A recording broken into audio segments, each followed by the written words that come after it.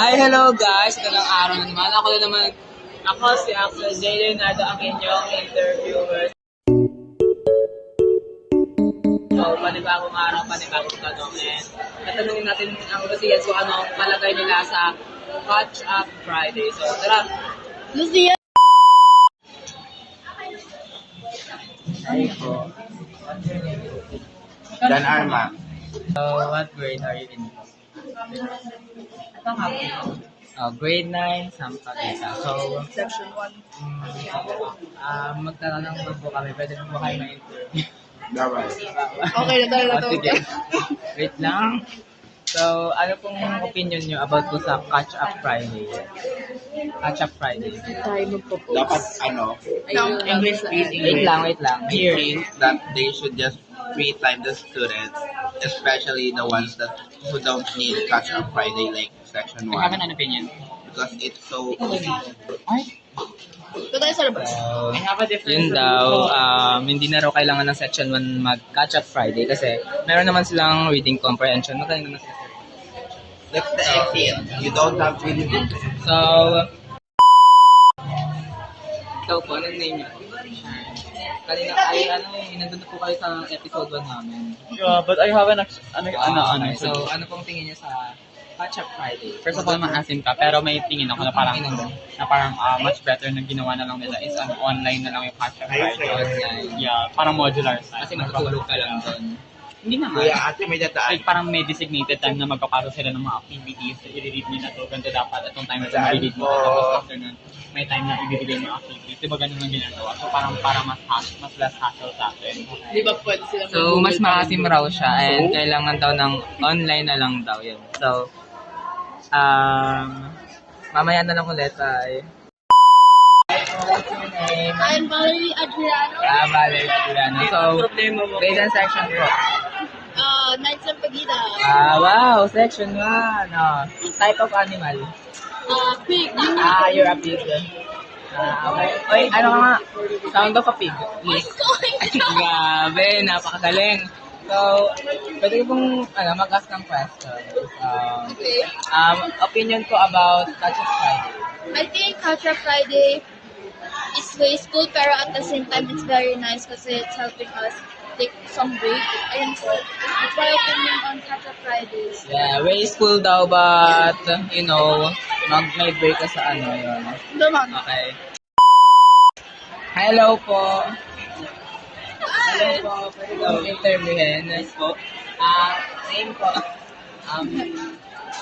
Rodriguez. Rodriguez? Okay. Grade and section. 8 Einstein. 8 Einstein? Yes. Wow. What type of animal? This? Sa pig. Monkey. Ikaw? Lizard. May monkey. Monkey. Halata. So, opinion niyo po sa Catch Up Friday. Antok. Antok daw. Yes. Tapos yun lang. Yes. Okay. Matulog ka na. Hello. What's your name? My name is John Ferdinand. Grabe. So, grade and section. Section 1. So, what type of animal? Dog ka. Ay, grabe. Wait lang. Tanong kami. Opinion mo sa Catch Up Friday? Maganda naman yung Catch Up Friday. Catch Up Friday is a good thing for education. It is a big benefit to our system. Benefit to our system daw. Hi, Kuya. Hi guys, magkaano lang ako, magkakain lang. Mamaya na interview. What's your name? Hi, I'm Christina Casano, video where you can call me our video. My nickname? Nothing. So, anong grade and section? Hi, I'm from Reading So, Section 1. what type of animal? What do you want that to? Are you? I think I'm a dog. Tayo nga. Ang arte mo, Gor! Ganon. Oo, eh. Parang Chihuahua. So, Gusto ng cameraman natin. Ay, opinion. camera woman. Opinion niyo po sa Catch Up Friday na ginagawa natin ngayon kasi Catch Friday ngayon. I think, masaya naman siya, but sometimes kapag hindi mo nagustuhan or hindi catch yung stories, nakaka-bored and gusto mo lang nakaka-animate siya. But, Masaya but bored daw.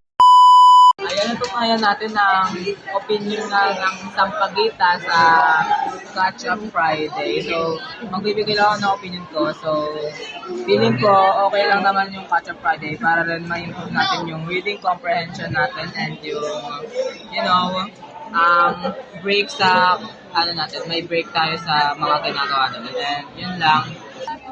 Bye, Mojojos! See you again in our next episode. Mojojo Bros. We are the Jojo Bros. Mojojo Bros. Mojojo Bros. Mojojo Bros.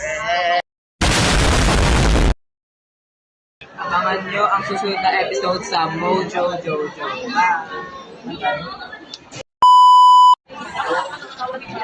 Tawag niyo sa watchers, Mojojojos. Hi, hello guys! Magandang araw naman, panibagong episode. Baliw! Episode 2 na ngayon and bagong tanong na naman. So, titignan natin kung anong Bubunong interviewer. Tanong ako. Ulit.